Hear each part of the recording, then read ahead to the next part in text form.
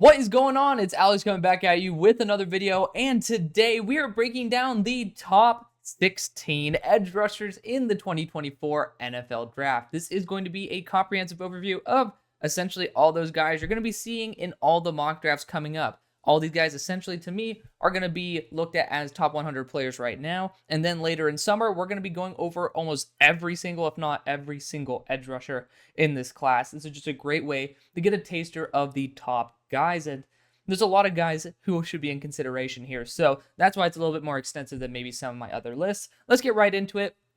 If you are new, it would be great if you can like, comment, subscribe. It's the off season, it's a pain in the ass, so every time you guys comment, it is awesome because I get to be able to interact with you guys, and that's just what makes the job worth it. Again, feel free to go follow those sponsors. The link's going to be down below in that link tree. It's all easy there for you guys to be able to use those codes. If you use UnderDog, you get 5% match up to $250 for free. That's great on your end. You get to have some fun. It is a daily fantasy site, not a sports book. So if you are in a place like mine where, in Texas, it's not legal to go to a sports book, it's a great way to be able to still enjoy some very similar but different activities. So go do that. They're a great company. They take care of me, and then also it sends me $60. Always appreciated. Let's get right into this, though. Talking about how I grade my edge rushers, because I think being able to discuss this is quite key. You could read all the shtick, but the things that truly matter to me are the tiers, and then the base categories, which is how I get my my overall grade out of 100. So I do have a base set of tiers. An edge 1 usually is 80 and above. That's the guy who could be basically come into a team who just lost their top edge rusher and basically be a top edge rusher. It can be very rare to find those. Last year I thought that Jared Verse was near that range, but I don't believe I gave him that luxury. But I ended up giving Dallas Turner that luxury. I do think he is a true edge 1, but edge 2 is still a guy who should be starting pretty much every single rep. And, that's still a very solid starter. That's 75 to 80 usually on my grading scale. Tier 3 is the flex guys. So they're in the rotation. They should be getting time there, and they're on their way to be moving up to an edge 2, if not an edge 1. That's going to be usually that 70 down to, or 74 down to that 70 range. So then below that is developmental. We have so many edge rushers now. It's very similar to a lot of these positions where not every player can be a starter. And this is where those guys who are going to be deeper in that rotation are going to be. Now, how I actually grade the players in terms of the overall grade, which is what really matters here, is a selection of a few specific categories. It's pass rush. So this encompasses everything essentially with pass rush. It's going to be essentially, are you effective as a pass rusher? It's simple. It's put here simply just because there's no reason. Like there's a whole entire reason why I talk about stuff. It's like if I broke down everything for you guys on categories, this thing's going to look like a damn Excel PowerPoint, which we don't need to have. But essentially, it's pass rush effectiveness. Run defense, very similar, just applied to the run defense. Impact the line of scrimmage. Basically, do you push the pocket? On run plays, do you push the offensive lineman, or do you get pushed, or can you just basically not blow up the pocket? It's just push on the pocket right there, or just impact at the line of scrimmage. Then mechanics. This is the finer details of the game. Do you, for example, for edge rushers, do you have a wide variety of moves? Are you a one-move guy? Do you have the right timing down? Is your footwork just a bunch of chop, chop, chop, chop, chop? Or is it going to be smooth? Is it going to be blend? It's a blend of all the intricate things. Get off and bend. It's actually very similar to mechanics on the bend part, but get off is basically your first step. So a lot of the great athletes will be scoring very well in this category. Bend is something that's very difficult to do. Like these guys are 230 pounds plus. Your ankle is not designed to be able to bend a billion degrees while having that much stress on it. So those guys who do have that size, who do have that bend, deserve to get a little extra credit right there. It's very tough. Basically, the angle that you are to the ground allows you to bend around offensive tackles and blockers very, very well. Athleticism is whole encompassing. It's power, speed. The get off can somewhat be in there, but I do want to make sure that it's more prioritized in that previous category. IQ. Do you know where the ball is? Certain players, no clue where the ball is. So they're sometimes effective when the ball is like right in front of them. They're coming right at them. But like, do you process a quarterback option well? Right? Like a lot of guys will just straight up bite. I call it kamikaze. They just go and go balls to the wall. They do not care what's going to happen. They don't actually process how to properly respond to a situation. And unfortunately, that sometimes leads to very unfortunate touchdowns by quarterbacks who get edge rushers who like to do that. Versatility. So that's going to be, are you going to be able to play some coverage in the role that you are going to be in? Can you play coverage? Are you going to be a little bit too small to sometimes blitz from the interior? I think there's some credence given to players who have that size, but still have that elite ability to play pretty much anything. It's essentially role specificity. Then you got it factor. Do you have a good drive? Do you have a crap motor? Do you not use your arm length very well? Do you not learn from your mistakes? There's a lot of categories that could end up slightly influencing it factor. But for Dream Fits, don't take that too seriously. Let's get right into this, though. I wanted to talk about Abdul Carter. There's just not enough reps for me to feel confident in grading him.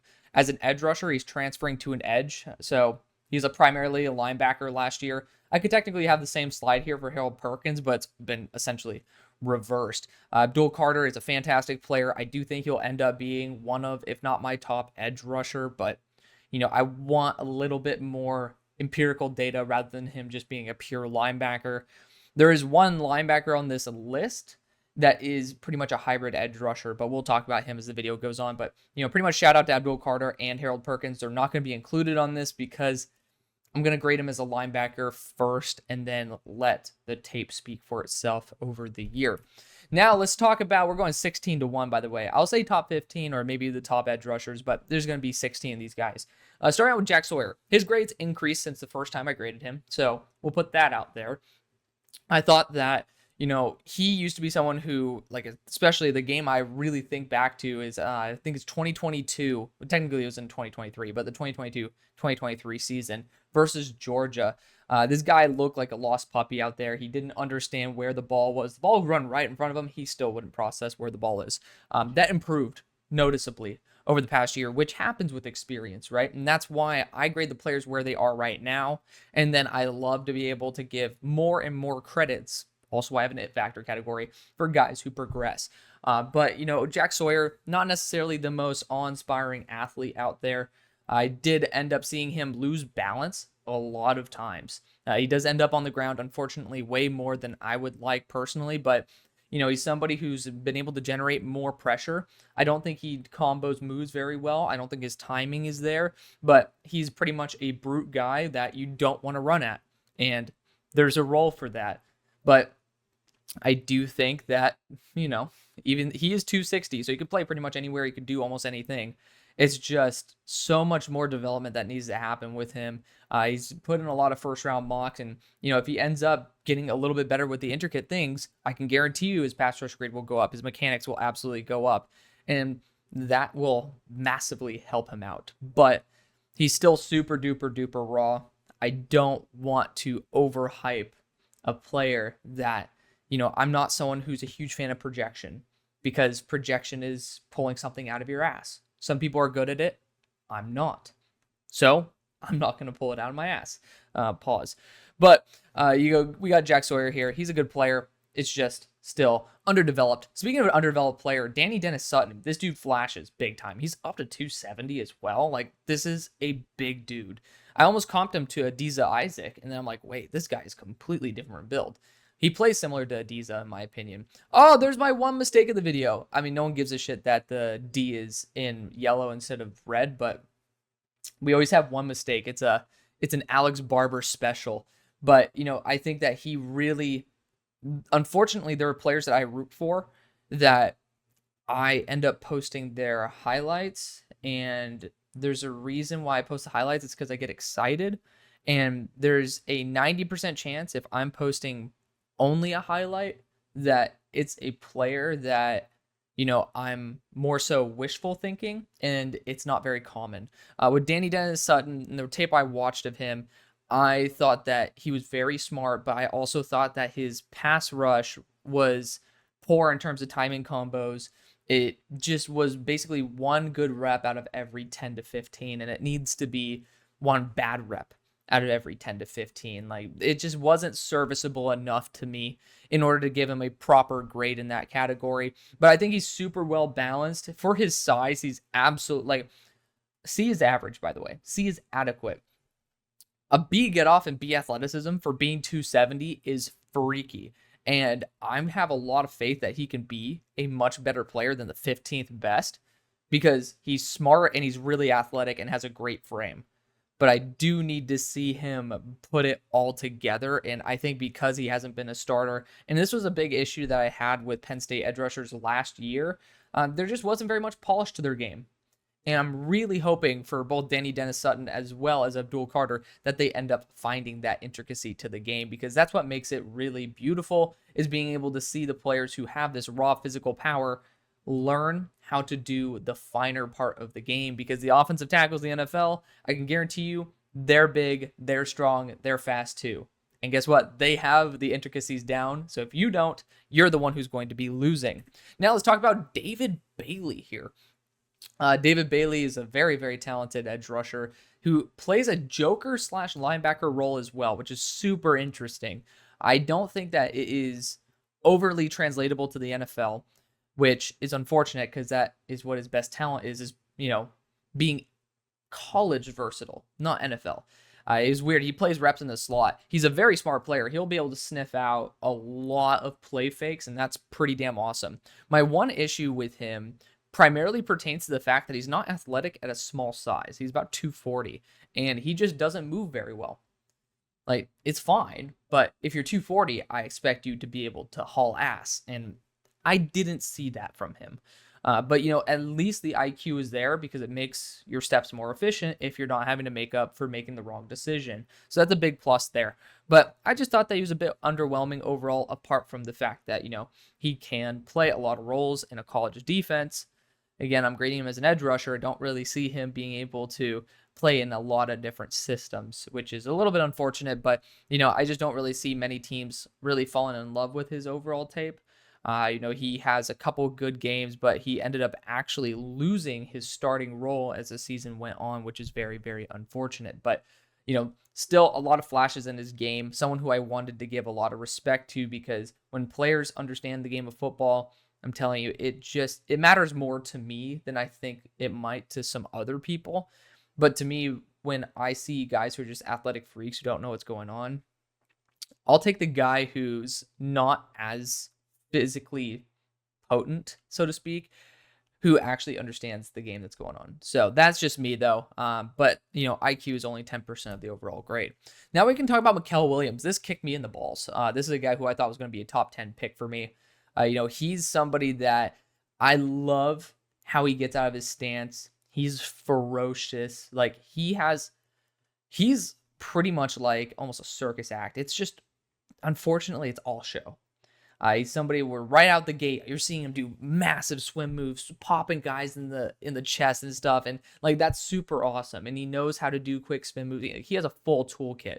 And that's why he, I believe, was one of the top guys coming out of high school. He was in the All-American Bowl. One of the guys who caught my attention there. But he has almost no push on the pocket. I saw one rep where he was able to push Ernest Green, which, unfortunately, we're going to be talking about tackles next. I was going to try to go running backs, but it just made too much sense to go from defensive line to offensive line. And you guys know I love offensive line. But Mykel Williams, he's a really solid athlete in short space. I did see him have a top speed limit. It pops up. It pops up. And it is unfortunate. But I was just genuinely underwhelmed by the fact that you will see Mykel Williams get stonewalled by not just guys like J.C. Latham, but I did not see him versus Ernest Green because he's on the same team. But, there's a lot of offensive tackles in college that unfortunately stonewall him. And then he's played some reps on the defensive interior as well, which, at 265, he should be able to have a little bit more flexibility, which I think he can. But, there's guys like Seth McLaughlin, who's now going to be over at Ohio State, formerly Bama center, that I don't think is that good, that ends up stonewalling Mykel Williams. So I feel like he's way too finesse for his size. I think if he wants to succeed doing that, I think he should be dropping a little bit more weight and gaining a little bit more of that top speed because it's great in short range, but you got to get to the pocket. And unfortunately, at 265, I was very, very unimpressed. Spot number 12, we got Ashton Galote. This guy has a ton of potential. Awful bend. Awful bend. He's slow. I think he could even be a defensive interior transfer. He's just not a good athlete. But this dude's powerful. He brings a lot of power to the game, which is why he has so many pressures. Like, in a quick game, I don't really know if he can ever get to the quarterback, but I can guarantee you he is making the offensive lineman pay. And I do love that about him. I do think that he needs to work on his timing, which, if you can't bend, it's going to be very difficult for you to be a viable every down starter. But Ash can play defense interior. He can play an edge rusher. He can play pretty much a 3-4 or 4-3, depending on where you want to put him. And I think there's certain reps where he can even be in a 4-3 as a defensive interior. 275, it's not out of this question. I do think there's a lot of potential to be had with him. I think if he ends up just staying, he needs to be a little more patient. But in the run defensive game, I do love that about him is that, he's not overly zealous and he doesn't have to have really good bend and push a pocket in order to get to the quarterback, which, he still pushes the pocket well. It's just not every day in the NFL are you going to be able to bully every offensive lineman by pushing the pocket. If you don't have enough speed, you're not going to be really impacting quick offensive game, which the NFL has pretty much transitioned to. There's a lot to love about Ashton Galote, though. He really does pop off. It's just really need to see that physical upside from him because it just isn't there. He's just raw power at the moment, and there's a role for that, just not every down in the NFL. Let's talk about Landon Jackson here at spot number 11. He's super solid, really good bend for being 280. You got to remember, this is not get off / bend for a 280 pounder. This is get off and bend in general. Like, athletic players should be scoring better in this. Like, smaller players should be scoring really well in this. So it's an easy litmus test to see if a player is small and they test poorly in this. Usually I'm not going to be a big fan. He's big, and he ended up testing above adequacy in get off and bend. And, he has actually a chop move that's pretty damn solid. There was a moment when I was watching his tape where I think I saw the potential for him to be the best edge rusher in the class. It's just not consistent enough. He's just overall adequate, which is good. There's, again, a role for that in the NFL. He's going to stick to a roster, and I love that about him. But it's going to be very difficult because it's not like he has elite bend. It's not like he's an elite technician. But for his size, he is. And so I think that's going to be a little bit more role-specific in the NFL. Patrick Payton. Remember when I talked about those false steps earlier where you're pretty much dancing but doing nothing? That's Patrick Payton. His top-end reps are incredible. He flashes some good length. He has some good bend to him as well. Really good athlete. He ended up putting on, I think he was 239, so he ended up putting on 15 pounds this offseason. We'll see if some of this changes. But even at 239, he played like he was 255. I love seeing players who can remain athletic and play bigger than their size. To me, that was Dallas Turner. So I saw a bit of that in his game, but I was very polite when I said sale Dallas Turner. I said ask Dallas Turner in my scouting report, just because the finer aspects of the game just aren't there. The timing is off. He's pretty much just a pure athlete, but that's a really good foundation. Again, for projection reasons, I could see Patrick Payton being the best edge rusher in this class. It's tough for me to say that given what I have seen, though. It's just, you can see it happening. So overall, there's a lot to love about his game.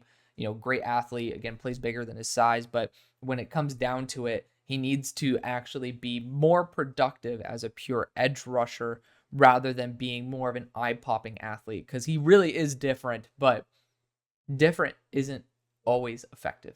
And that was my issue with Patrick Payton.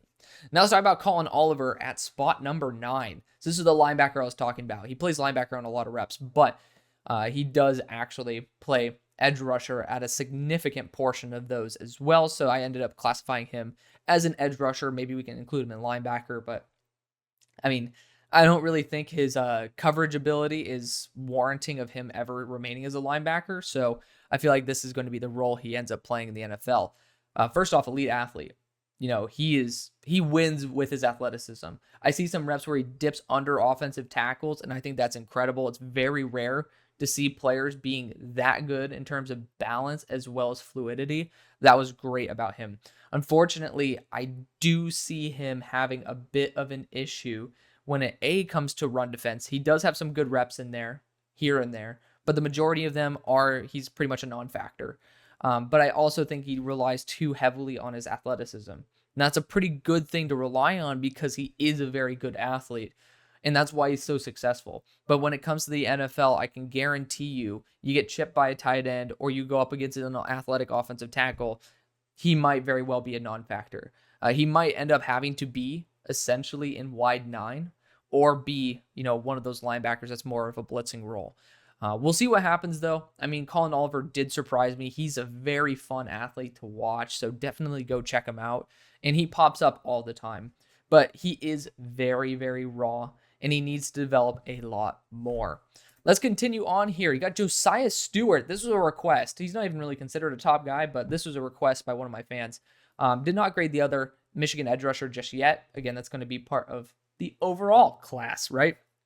But Josiah Stewart is a very, very fun player. At 6'1", 245, you're like, not a big fan of that. But when you end up actually watching him play, he plays much larger than he actually is. So just like Patrick Payton, that's a plus for me. But I do see after that first initial contact, because I do see him push back offensive tackles, which is kind of crazy at that size. Formerly Coastal Carolina too. They have some good edge rushers that they scout there too. So 2 really good programs for developing NFL level talent. But, he's a great athlete. That initial contact, incredible. You can push back an offensive tackle. It's after that, I think he needs to work on, mastering, when you have an offensive tackle that's on their heels, take that to your advantage. You're a good athlete, get around him. And that timing I didn't really see there. What I love the most about him was, besides the fact that he plays larger than he is, he ends up actually being a very, very, very patient player in the run game. And that's honestly a huge plus. When you're an edge rusher, it's underrated the need for you not to just go see red and just charge at the ball. Having patience is such a key thing, and I saw that quite a bit from Josiah Stewart. So big fan of his overall game, big plus to him. Now let's talk about Tyler Barron, who is currently, as of this video, not on a team. Which technically I should be dropping his overall grade. He might honestly have a 1- grade if I remember correctly. So there's the second mistake, but no one gives a shit. But Tyler Barron, he's somebody who I was a big fan of last year. He's just been bouncing around Ole Miss, Louisville, decommitting from Louisville, formerly Tennessee. So we'll see what happens with him. He's somebody who is very explosive. I do love that about his game. And he has a lot of really good pass rushing moves. But again, it's very similar to what I saw with Patrick Payton, for example. Just somebody who's a little bit more show than actual impact. And I thought the inconsistency was certainly there.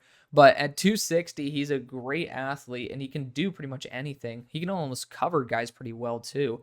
So overall, he's somebody who can plug into a lot of schemes. They play him on defensive interior.